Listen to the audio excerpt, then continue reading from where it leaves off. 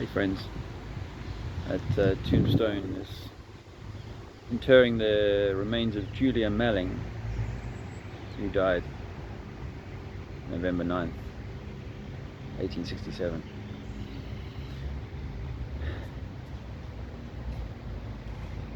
We hope that the body, once it's exhausted here, releases a spirit, a soul that is,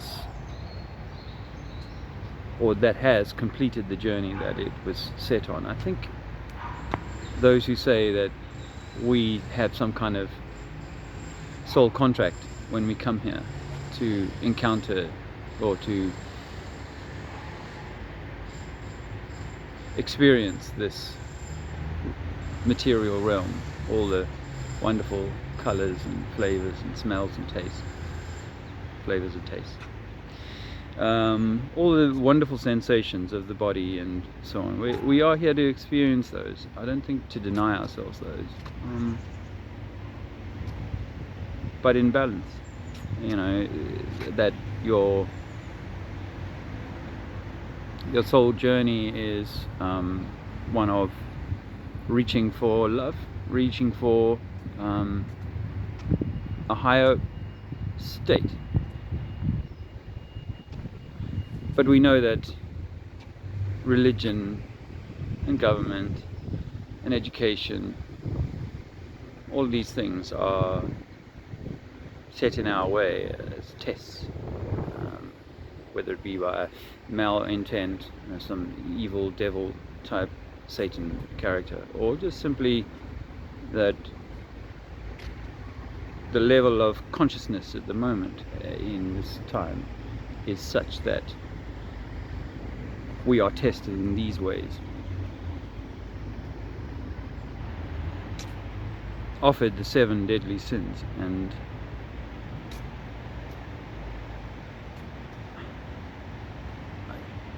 I have to say, when you look around and you see the apparently soulless people subjugated,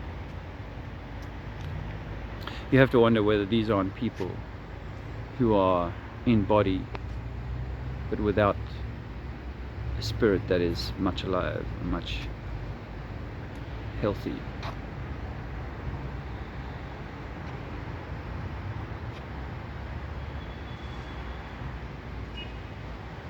Equally, you know, there are people who get this, perhaps, and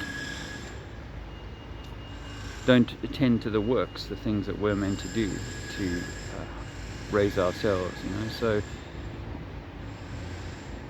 the example would be to stare at the screen for hours each day, entertaining yourself with the horrors or the pleasures of whatever's on the screen, rather than finding, you know, going to the soul in you, the spirit in you, and nurturing this.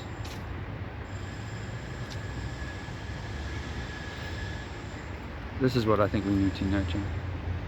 And I think that, you know, no matter your station in life, you are given tests, myriad tests, and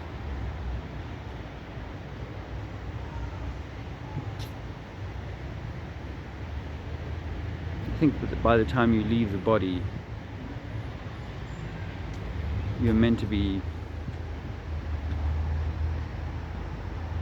or perhaps the achievement of the soul contract is to have attained a level of enlightenment and upliftment. I think that's what we should do. I think that the test is challenging us to see whether we can do that. We could be angry about that. We could hide from it, or we can know it, but know that it is not I, and I am is the powerful. It is the It is the Creator. It is whatever God you ascribe to. It is that in human incarnation. So maybe that's how it should be. Our mantra is to, as the tombstone says, is to be having faith that we are this divine emissary, this divine spark of creation, with, it should be unlimited potential for creation. But this low vibration state is one that dampens the spirit and dampens the Christ light and kills creation, or usurps it, which is what I think is happening. But it's, it is the case that if we are the I am, then we are able to, in time, we are able to change the nature of creation. I don't know the time of that, but I know that in my time and in my spirit, I can engage each moment, each day, but each moment of the day with a more certain outlook, that all will be well, all will be as it's meant to be. I simply need to live and do works, good works, and be a good person. I know that in my work ethic and in my attempts to engage people, I am an improved version of the I am from months and years ago, and it's an ongoing journey. So there's no necessarily finish line that you have to cross. There's no gold standard that you necessarily have to achieve. It's only in your it's your universe, your creation. So where you are now and where you reach is all with you. It's okay whichever path you choose, but to choose from a position of knowledge of the I am, and the I am not an evolved monkey, thanks Mr. Darwin. Then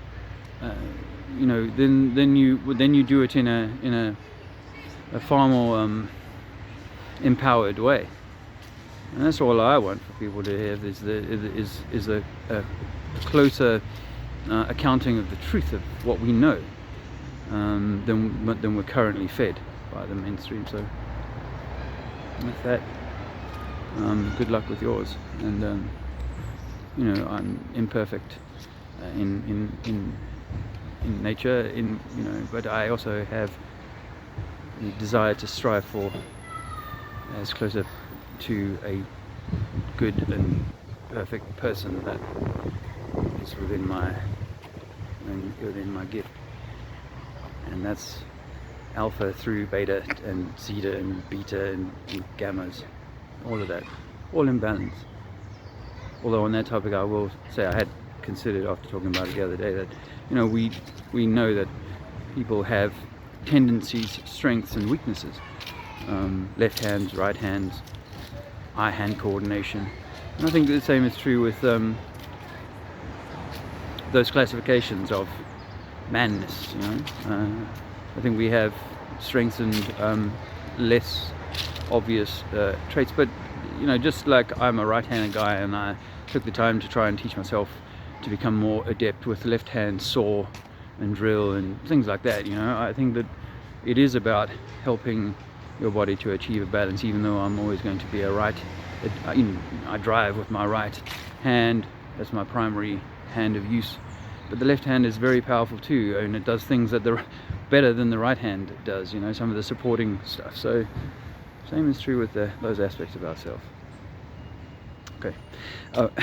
I'm walking around this graveyard because I'm waiting to hear news on that truck of mine, because despite dropping a good few £100 on the counter at the mechanics the other day, they didn't fix the problem, and the noise at 80 miles an hour when you're turning towards the left is unbearable in the car. So they're looking at it again, and probably the accountants are sitting in the back room rubbing their hands together, not with hand gel either, just anyway. It's a bit of a blow, and this you know, because as I'm sure you know, the money is super tight in the Trinity tank, but it's like another life test, you know. I bought myself a few problems, and you know, how do I let that affect me? It has delayed our trip over to France and into Portugal, and so all of that's on hold. But you know, I need to get this car sorted. You can't drive like that, it's just too bad. But I'm just hoping it's not a big bill. But yeah, I could be ranting and raving because, you know, why did they've done a CV joint replacement in that same wheel system? There is obviously still a problem. What kind of post-repair checks do these guys do for £96 an hour? You gotta wonder. But I could get like really super kind of wound up about it, all the delays and all the other inconveniences, but again, this is a test, guys, and you know, we are thrown these things, infidelities and you know, business problems, work-related financial problems. We're thrown all of these challenges to try and hold us in a low state of vibration, keep the spirit low. Find time to raise your spirit. Hope you have a good day.